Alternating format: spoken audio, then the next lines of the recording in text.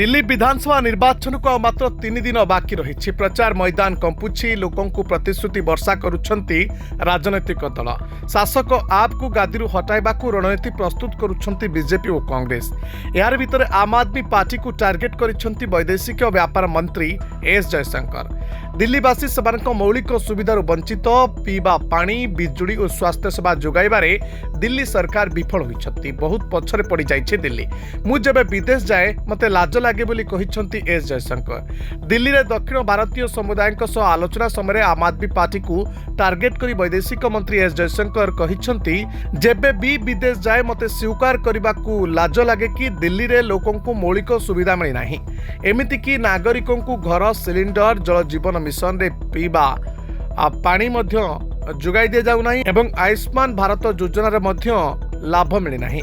तेणु आगामी विधानसभा निर्वाचन रे सत्तारे परिवर्तन हेबार दरकार अछि। दिल्ली फाइट पूर्व शासक आम आदमी पार्टी को टार्गेट करिसेंती वैदेशिक व्यापार मंत्री एस जयशंकर।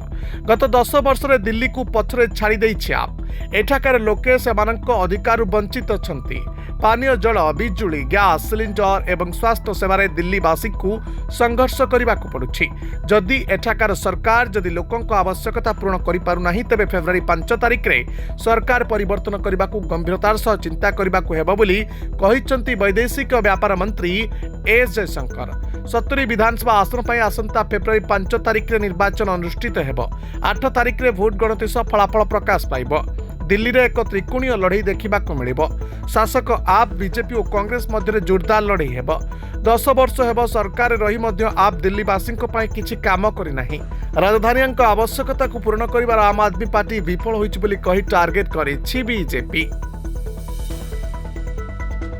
मेरा रिपोर्ट दिनलिपि लाइव।